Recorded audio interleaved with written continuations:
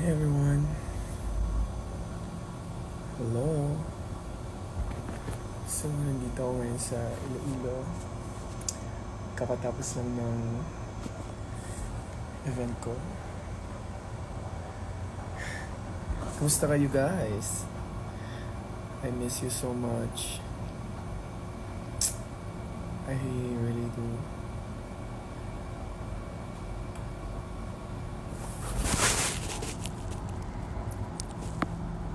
Hello Amelie. Hi Haley. Hi everyone.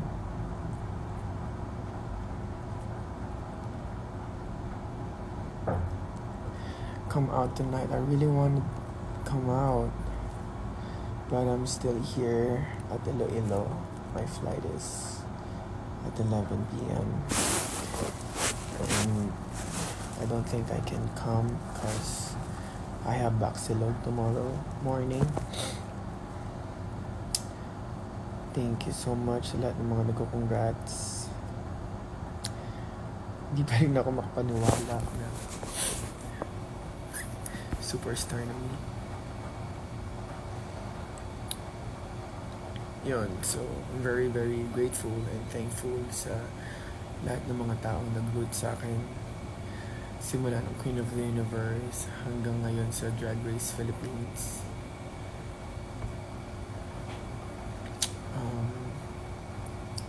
It's a really really tough competition, but I'm very dedicated. Sobra akong dedicated na makita ng world yung talent ko, yung versatility ko, the homie. Actually, ayaw ko pa rin siyang pag-usapan kasi kaya hindi ako nagla-live pa. Kasi parang hindi pa rin ako makapaniwala hanggang ngayon. Kahit kanina doon sa event, yung tinawag akong super, ilang pa ako. Parang sa wakas na napagtagumpayan ko na kung ano talaga yung mga pangarap ko sa buhay. Pero hindi pa rin naman ako titigil. I'm still rooting for myself and I'm dedicated to do more. Now that I have a crown, pagpapatuloy ko yung mga advocacies ko together with my sisters to uplift the community. Ganun.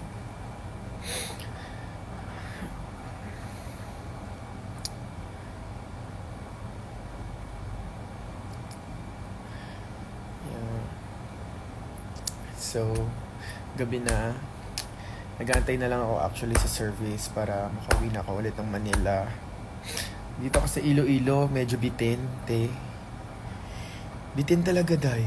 As in, hindi ko masyadong na-enjoy, pero na-enjoy ko naman yung kagabi, pero kulang pa.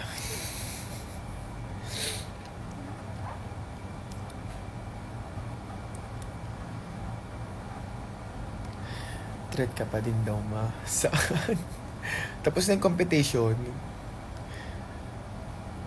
My queen, I'm so proud of you. Thank you so much, Amelie. Ayun, gusto ko lang mag-thank you sa inyong lahat.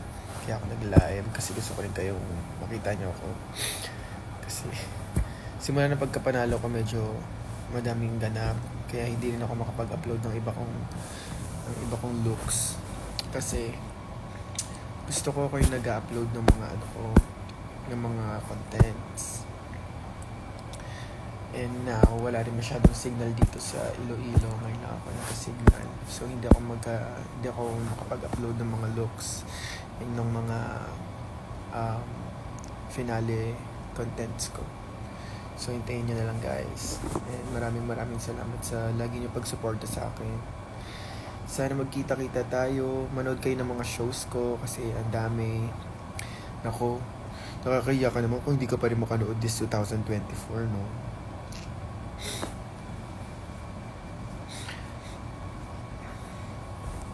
So, sana mapanood nyo na ako in person. Sana din supportan nyo yung ibang queens ng season 3. Kasi, ayun, lagi ko sinasabi na ginalingan talaga nila ng hard. As in, nahirapan din akong kalaban sila. Hindi rin biro Hindi, hindi talaga biro te. Kasi ang gagaling ng mga bakla. As in, kahit tanong na kahit kanino. Backstage, bago ako rumampa, bago ko irampa yung mga outfit ko, tahimik lang talaga ako. As in, nagmamasid-masid lang ako sa kanila.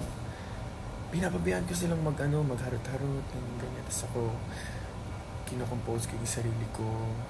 Ayokong ipakita sa camera yung kaba ko, pero sobra akong kabang-kaba every time na maglalakad ako sa main stage.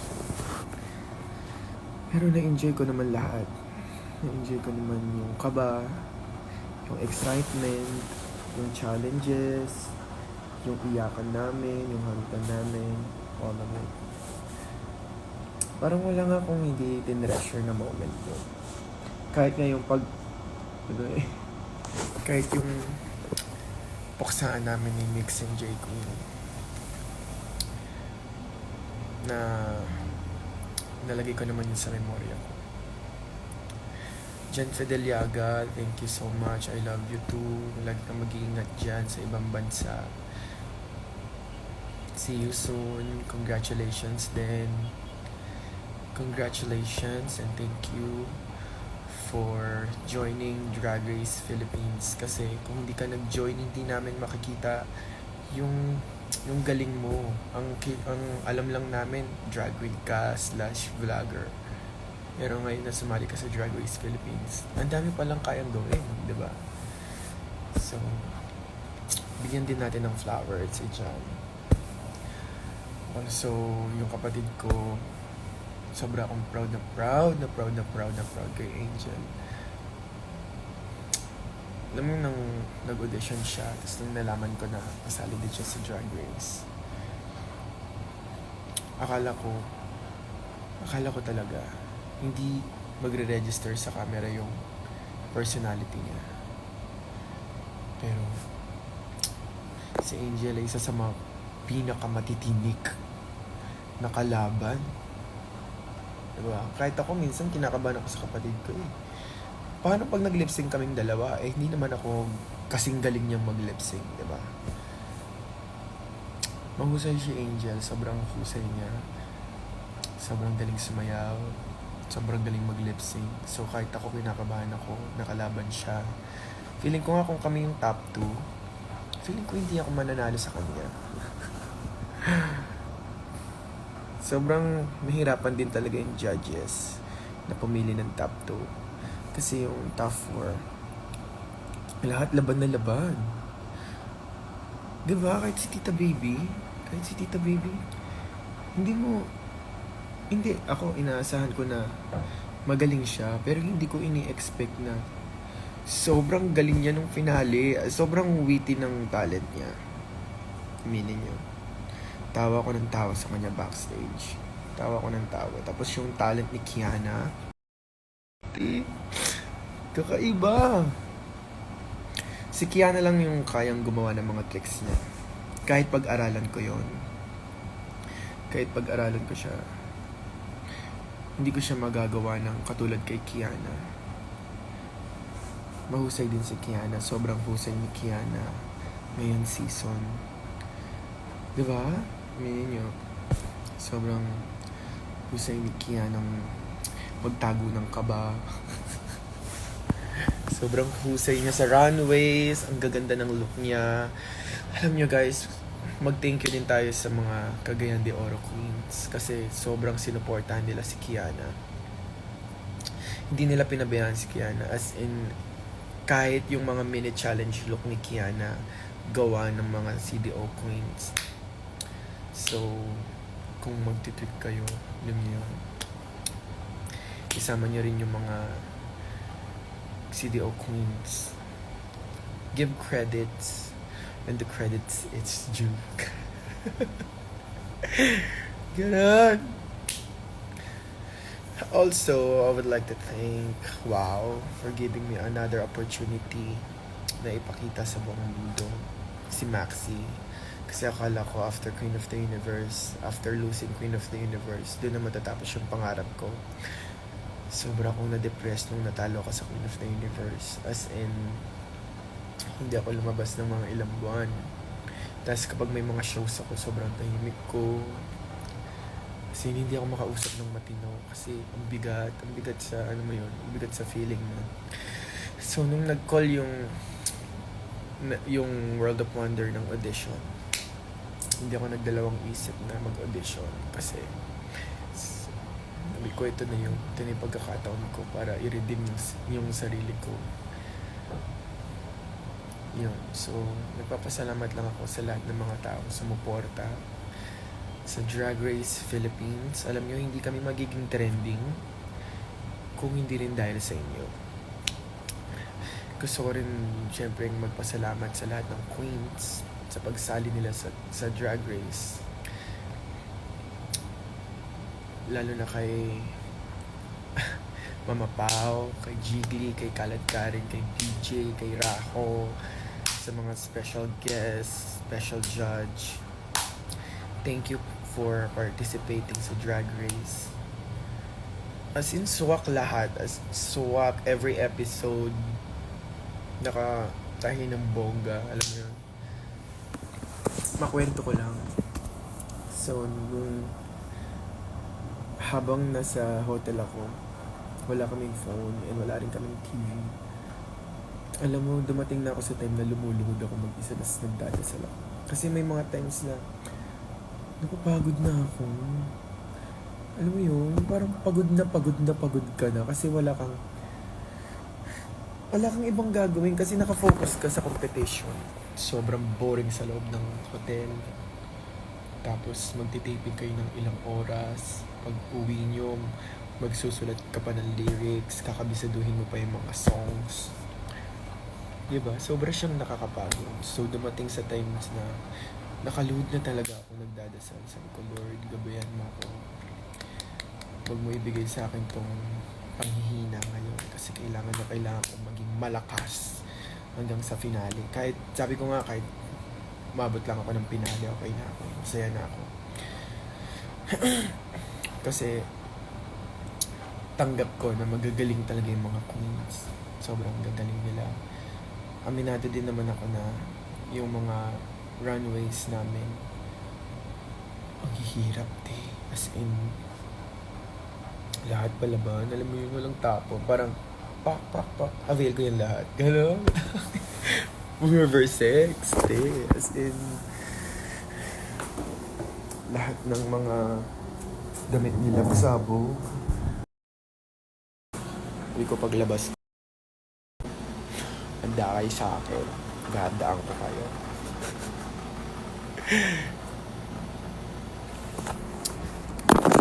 Tapos ayun,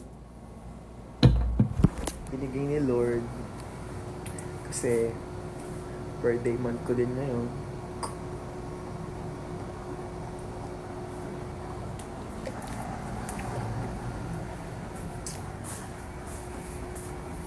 Birthday ko din ngayon sa Tuesday, October 15.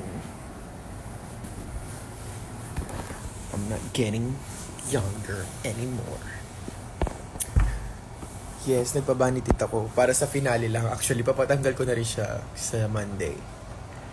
Nagpa-vanity ako.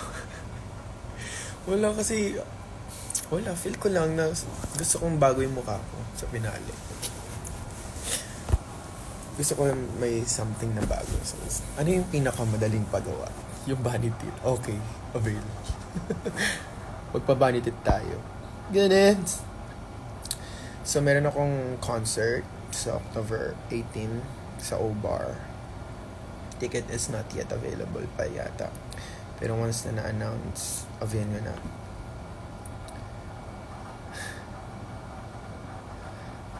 Maximal na makita. Oh, thank you. Salamat. Mahal na mahal ko din kayo. Sana hindi kayo mapagod na mahalin ako. Kasi ako hindi ako mapapagod na mahalin kayo. Magmahalan lang tayo lagi. Baka naman may iba ko pa. Charing. Ayun, so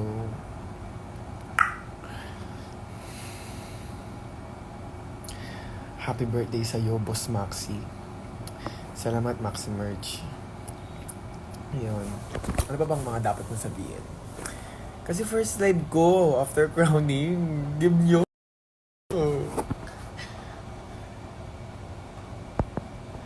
May event ka daw ba sa Anilaw? Tapos na, kanina.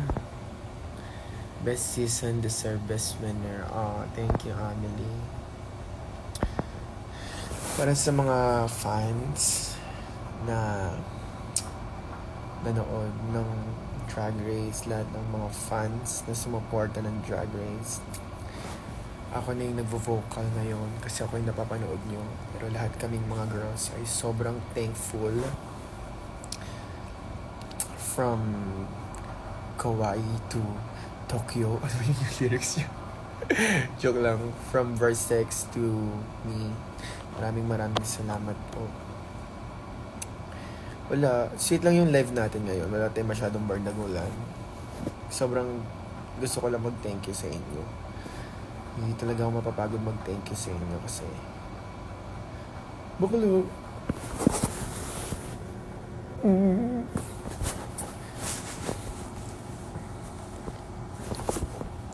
Hindi ako mapapagod mag-thank you kasi hindi na naman kayo napagod na supportahan kami during the season. So, kung meron kayong may mga tanong, go. Ask nyo lang.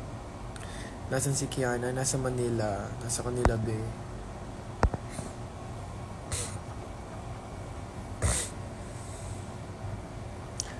Beijing, Seoul to Tokyo. Okay.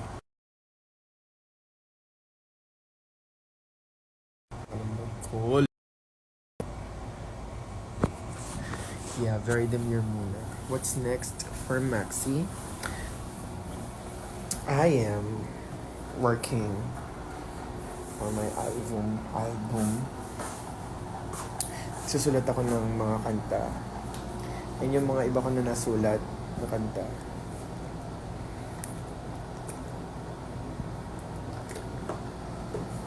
Gusto ko na marinig niyo siya. And susuportan niyo ba ako pag naglabas ako ng album? Kasi yun talaga yung pangarap ko. Gusto ko talagang magka-album. Fantasy ko talaga yun.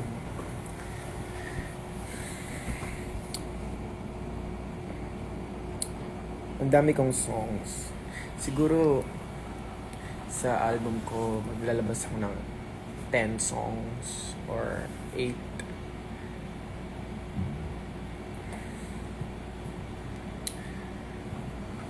Yeah, maglalabas ako ng album. Pero hanggat wala pa yung album, i-stream nyo muna yung Tado.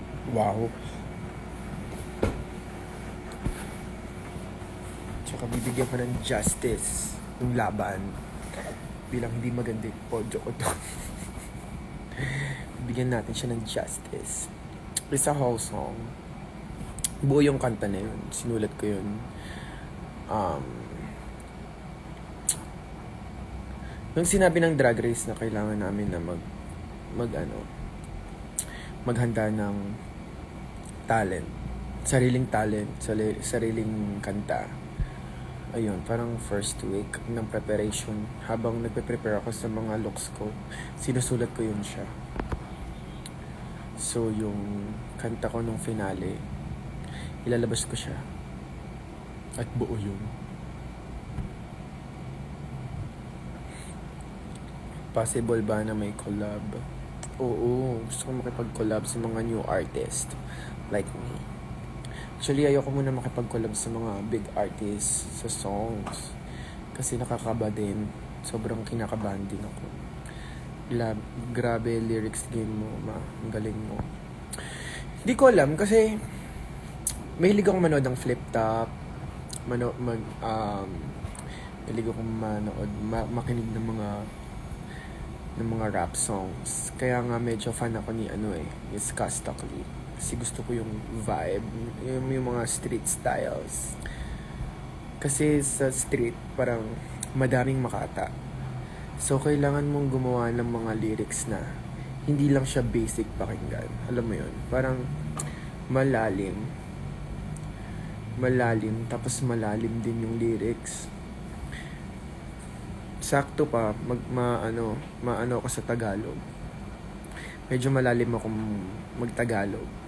Aminado akong bobo ako mag-English, pero sa Tagalog hindi mo ako mauuri. Forte ko yan. Pero sa English, mga vovo si bakla sa English. Possible ba na magka-show ka sa Davao? Oo naman. Wala naman imposible. Lalo na, winner na ako. Sorry.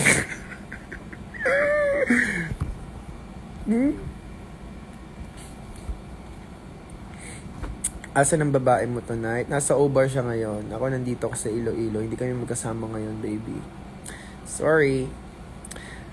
Harsher days, Lay Akla. It was so productive. Super fun. Kasi nakita ko si Mayora Natalie and si SB Karen na nag-produce and nag-organize ng Youth Day here sa Iloilo. And I'm so grateful na nakasama ako sa event nila, sa celebration nila today. So, sobrang happy ko ngayon.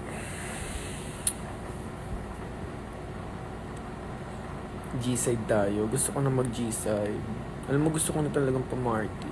Kaya nga kagabi, after ng soundcheck ko sa Anilaw, sabi ko gusto ko mag-party. Gusto kong i-celebrate yung sarili ko. Gusto kong i-celebrate yung sarili ko. Kasi, winner ako. Ano? Yeah.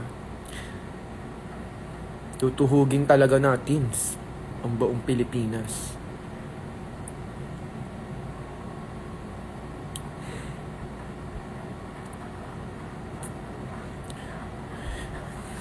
Tapos pala, after nung crown yun, diba nandun kami sa soundcheck. So, kanironahan ako. Yung buhok ko pa ganun. Diba? Gawain ni Marta Amitis, si Justin Tan, yung napakabait kong hairstylist. Gawa niya yun. So, hindi namin inisip na mananalo ko. As in, hindi ko in-anticipate. Hindi ko siya in-anticipate. I'm gonna wear a crown. Kaya ganun yung buhok ko. I just wanna, be polished doon sa look. Kaya siya pa ganun. Pero, yung option talaga pwedeng ipasok doon sa Kaso lang hindi ko nasabi kay Mama Kat. Hindi ko siya nasabi kay Mama Kat na pwede siyang ipasok. So, pinapasok ko kay Japer. Yun. Saya. Shot na. Oo nga. Gusto kong uminom. Kaso lang, hindi na ako makakainom ng bonggang katulad ng dati. Hindi pa ako winner. Hindi pa ako makakainom ng bongga kasi tatakot ako sa hangover. Tapos, yung boses ko, medyo, medyo maano yung lalamunan ko ngayon. Medyo, yung tawag doon, maselan. Kasi wala masyadong tulog.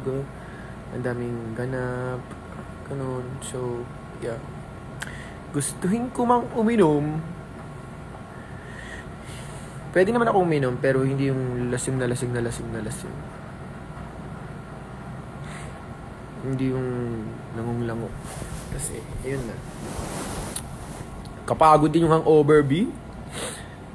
Thought mo sa pang-international si Kiana. Yes! Why not? International stage is for everyone. Kahit sino sa Season 3 Queens, pwede mag-international. Ganon sila kagaling. Not only Kiana, Angel, bakla. Ulingin talaga niya yung mga doon, mga judges. Englishin yung mga ganun, yung mga pang beauty queen yung mga sinasabi. Mag-register kaya yun sa ibang bansa. Naisip ko lang din yun, paano kaya pag si Angel yung nag-international? Makorek niya kaya si RuPaul? Actually, ang gusto kong mag-international, si Tita Baby, si Kiana, si Mix. Tangina si Mix, ang galing-galing mag-English. Hayop na yan, no? Alam mo yung parang yung mga batang siya yung laging umaattend ng field trip, Yung mga kumpleto sa activities, ganun siyang klase ng mga estudyante. Matim ng field trip, kumpleto sa gamit, bawal hiraman ng ballpen, kumpleto sa mga pad, kunyari yung intermediate, ganun. Intermediate pad, 1/4, 1/2, whole pad. Bakala kumpleto siya, ganun. Yun yung kaganon siyang klase ng estudyante. Pakatalino, di ba pala? Kasi pag nag-i-English siya sa drug race, ganyan lang. Hala, si bakla, yung utak. Si Mix palaging top 1. True, yung parang valedictorian. Yung bawal mong biruin kapag nag-aaral. Kasi yung... kasi siya yung seryoso mag-aaral. Yung mga ganun tayong classmate, aminin niyo. Kasi guys, seryoso na nga guys eh. Parang ganun siya. Tapos yung mga classmate niya nag-aarutan. Diba? Sabihin ni Mix, pag pinahiram mo, di mo afford papel. Correct. Lumaki sa aircon. Ganun siyang klase ng bata. Yung parang nakikita ko sa kanya. Hindi niya judge. Kasi sobrang calculative niya. And sobrang galing niya mag-English. Like, yung mga lumalabas siya sa bunganga niya, parang hindi niya na pinag-iisipan. Kunyari kami, mag-i-English kami. Slow lang. Slow lang talaga para yung mga naiisip natin. Correct? Alam mo ba yun? Yung mga ganun. Pero si Mix, wow! Tapos puro English. Kabog. Tapos Muse lang si Angel. Hindi siya Muse, secretary. O kaya treasurer.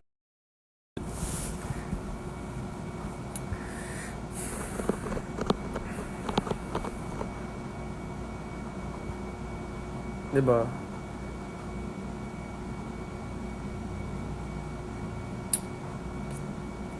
Class president si Mix. Siya ba? President ba? Parang bagay siyang secretary. Parang mas secretary siya. Siya na lang yun. Lahat. Charing.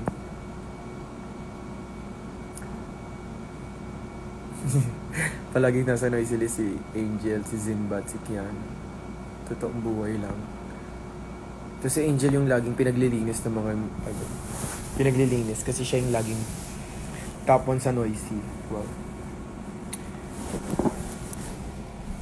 May mga times na naiirita na rin ako dun sa batang yun. Pero ganun talaga siya. Treasurer si Zimba. O kaya laging taya sa prayer. Prayer. Ano yun? Leader sa prayer. Siya yung laging nag-read. Marunong na mag-makeup si Otto. Ay day. Kung alam nyo lang, mga pinagagawa niya sa bahay. Hanapin mo yung lipstick, nasa kanya pala. Tapos yung yung mga PR package ko ng mga makeups. Siya pa nag-unang nagbubukas. Tapos kukunin niya yung mga gusto. Paano naman yung gusto ko? Pag gusto ko tapos gusto niya, dapat siya yung mananalo. Sabihin ba naman sa akin, ikaw may pambili ka. Ako wala. Kaya ibigay mo to. Well, tapang mo. Ito sangkit eh. Ang cute niya Otong to.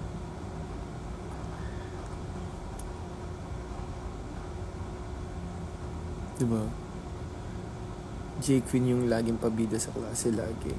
Gaga, si J. Queen yung si J. Queen yung matalino tapos hindi mo mag-get yung humor.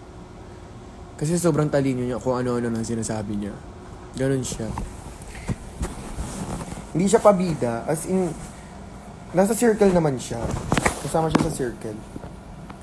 Pero hindi mo siya nagigets. Yung yung parang pag nagsalita siya. Ayan naman to. Siya yun.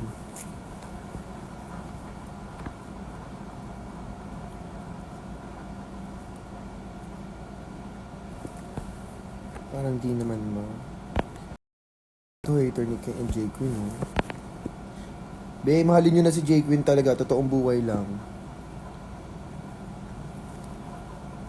Tapos na yung season, di pa rin kayo bati nila J. Queen? Sinong pet peeve? Si Mama Rems talaga. Si Mama Rems talaga yung pet peeve. Ayaw ko yung naririnig yung pinagmamadali. Nag-uusap pa kami 5 minutes. 5 minutes, girls. 5 minutes. 10.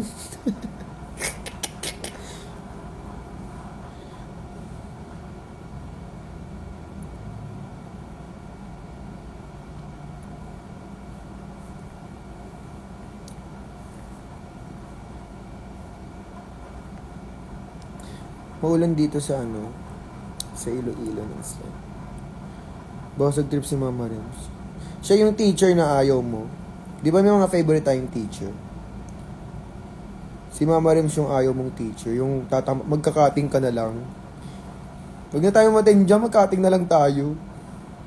Yung bibigyan ka naman ng magandang grade, pero hindi mo siya atinan. Sa klase. Di ba?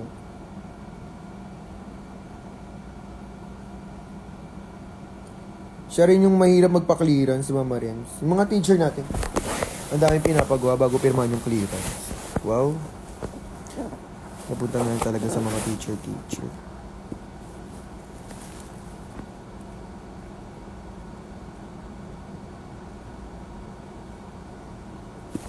Terror teacher.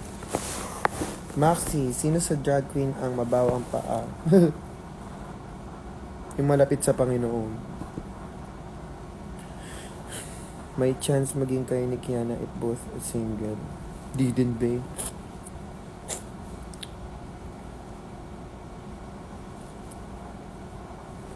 Mahal, nasan si Angel? Ba't di mo kasama? Nasa Obar siya ngayon. Mag-show siya sa Obar. Kung wala kayong gagawin tonight, go. Punta ka na sa Laguna. Sige. Gusto niyo ba akong mag-broadcast channel? Gusto niyo ba akong gumawa ng broadcast channel?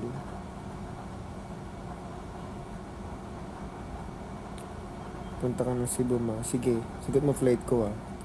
Teacher here. Lagi kitang pinapanood sa school pag vacant. Hello, ma'am. Hello, ma'am. Il19_X. Hello sa'yo.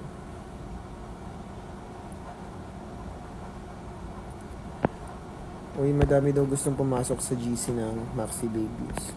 Kaso lang hanggang 100 lang yung kaya ng GC. Mag-telegram na lang kaya, tapos mag-avail.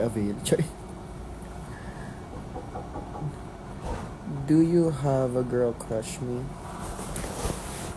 Yes, are you guys ready na? Andyan na ba yung vlog? I have to go. Uuwi na kami ng Manila. Uuwi na siya. Wah! Pauwi na ako ng Manila. See you guys sa Baxilog tomorrow. Oy! Angel! Nasaan ka daw?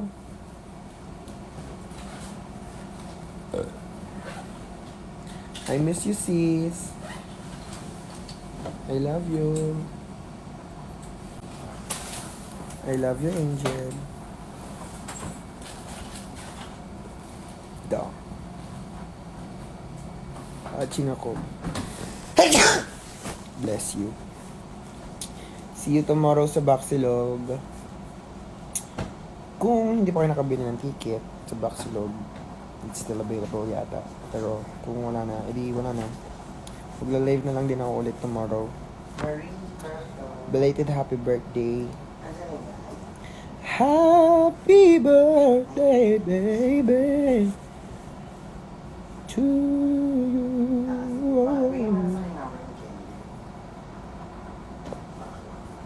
Nasaan ka, babe? Nandito ako sa Iloilo. Nag-show ako sa Anilao. Nag-celebrate kasi sila ng Youth Day. Pauwi na rin ako mamaya sa Manila. Punta ko sa Taft Bliss. Gago, taga-dul lang ako. Oy, vape mo, lalagay ko lang sa Manila. Hindi, pwede yan. Bawal. Bawal ba? Oo. Tapo mo na yan. Bawal. Pwede naman. Sige, pag nakuha, wag ka ano. Bawal mag-vape sa airport.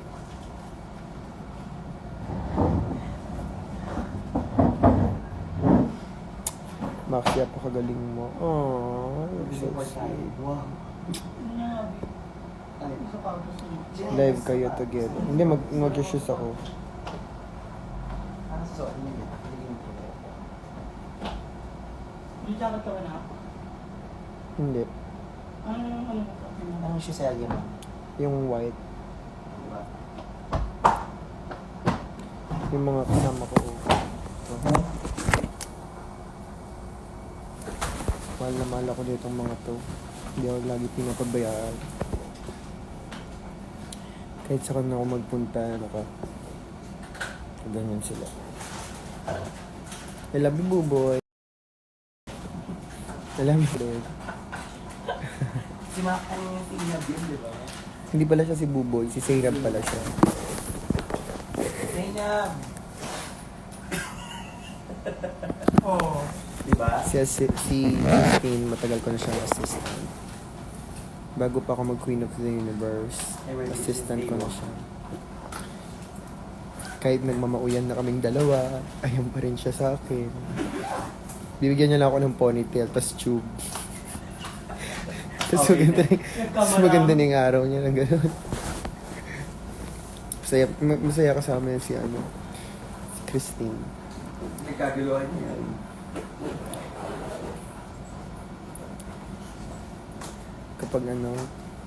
Kapag sad ako, siya ang nagpapasaya sa akin. Tsaka si Angel. Kamukha naman din niya si Angel. Ang tawa ko ng tawa. Nasa bar kami. Congrats. Congratulations, Angel. Yari ka kay Angel. Kukwento ko talaga yun. I love you, Maxi. I love you too, Borja. Alam mo ba, na-guidance kami kasi ang lakas ng sigawan namin.